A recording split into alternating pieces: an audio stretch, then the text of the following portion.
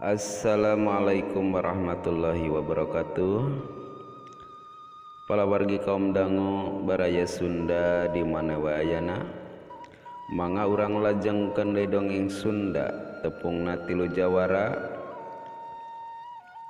karya Kang Yayat Ruhyat anu dipedarkeun ku Mang Cemong dina bagian ka-16. Mangga wilujeng ngadangukeun.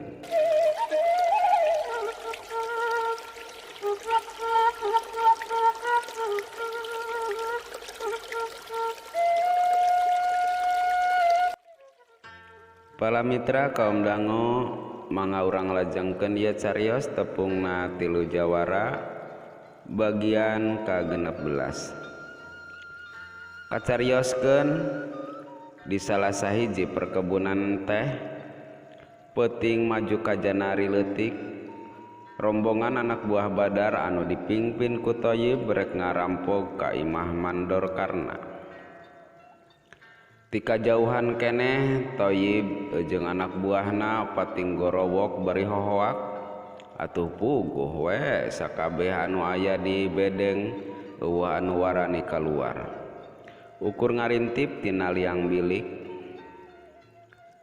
hareupeun panto imah mandor karna Thayyib gegedor bari terus hohoak, buka pantona karna bisi didobrak cenah bari langsung ngadobrak panto imah. Atuh sekali ngadobrak oge panto imah tina jati teh paburasa. Palawargi kaum dangu Thayyib jeung anak buahna arasup ka imah mandor karna malah tekung silila salah saurang rombongan eta rampok kaluar ngagusur mandor karna bari dituturkeun ku pamajikanana jejeritan. Ari anu liana maranggul gembolan hasira rampok. Hahaha. Thayyib seri ngagak-gak. Wayah na pamajikan Andika rek dipenta ku kaula. Cenah bari guriwil pamajikan mandor karna dipanggul. Waktu anak buah Thayyib ngahembatkeun bedog rek dipake nilas beheung mandor karna. Teu kanyahoan hiji satria geus ngajanteng hareupeun anak buah Thayyib. Kalayan maningan sakocepat eta leungeun satria ngarawel bedog dina leungeun musuhna. Saha ilaing kunyuk, anak buah Thayyib kekerot nahan amarah dipodaran ku aing. Ngomongna kitu teh bari sebrut narajang ngahembatkeun pereupna rek dipake ngahanca careha musuh. Pala mitra kaum dangu tapi orok kaya eta satria lain jalma handap ilmu. Anak buah Thayyib anu narajang teh dirawel leungeunna terus dicentok atuh eta rampok teh disusut nyium taneuh. Sakorokan anak buah Thayyib teu bisa walakaya. Thayyib kekerot bari marentah sakabeh anak buahna sangkan narajang ka eta satria. Kabeh anak buah Thayyib ngepung satria bari narajang ngagunakeun bedog, tapi parigel eta satria gerakanana maning harampang.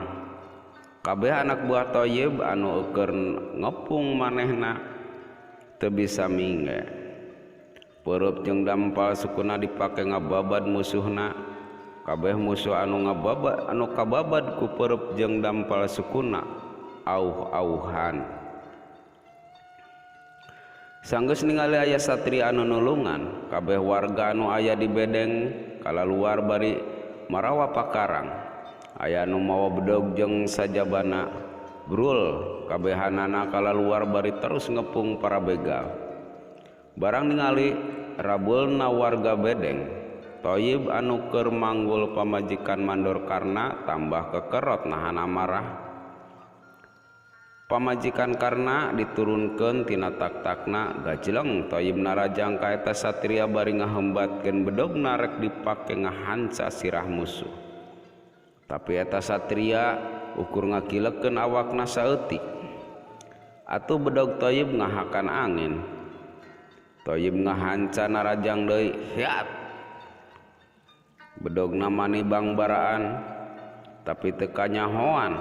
Satria ngasupkeun sikuna kana angan Thayyib. Thayyib mundur nahan nyeri dina angeunna, leungeunna anu sabeulah dipake nyepengan palebah angan.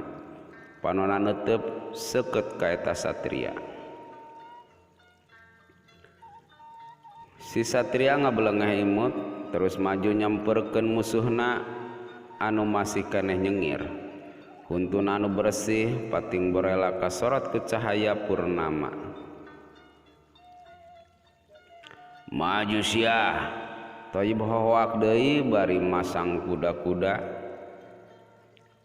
"Sok gerak keterukeun sakabeh ilmu anjeun, moal burung ditadah ku kaula," ceuk eta satria bari imut. Sajurela Thayyib ngarontok musuhna, lir ibarat macan anu keur ngerekeb mangsana. Peurup anu buleud ngeblesat lir ibarat anak panah anu dihempas tina busurna.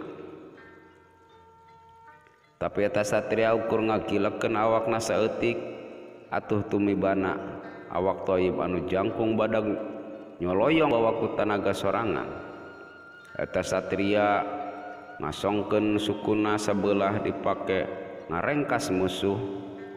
Tapi anu keur nyolontod, Thayyib anu keur nyolontod kabawa ku tanaga asa direngkas kubrag manehna nangkuban. Ari anak buah Thayyib anu keur dikepung ku warga bedeng kapaksa ngalawan, atuh lir ibarat perang bubat harita teh. Antara anak buah Thayyib ngalawan warga perkebunan. Palawargi kaum dangu, sok sanajan warga bedeng leuwih loba kalayan marawa alat, tapi lain betandinganana da puguh eleh ku elmu jeung pangalaman. Nya antukna warga bedeng kadesek. Malah harita loba anu tatu teu bisa ngalawan deui. Hahaha, malodar sia sekalian. Anak buah Thayyib bangun anu bungah ningali warga bedeng nalamru teu walakaya teh. Palawargi kaum dangu, "Sekalian duruk bedengna barudak," ceuk nu liana. Warga bedeng anu teu walakaya pating balecir lalumpatan nyalametkeun dirina sewang-sewangan. Tapi aya oge anu ngagoler teu bisa cengkat. Teu jauh ti eta tempat Ibrahim jeung Jaka keur laleumpang rek moru balik. Dua anana geus maluruh anu jadi dulurna.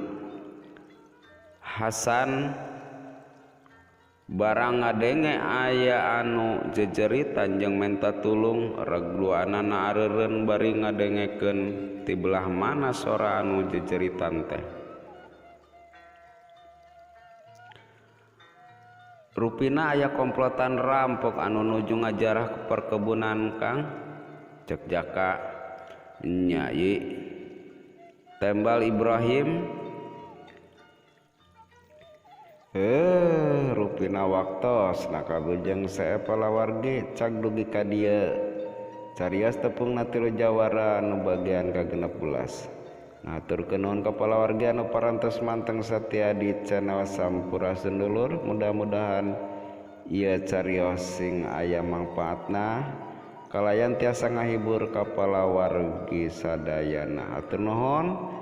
Wassalam wabillahi taufiq wal hidayah. Wassalamualaikum warahmatullahi wabarakatuh. Mangga permios.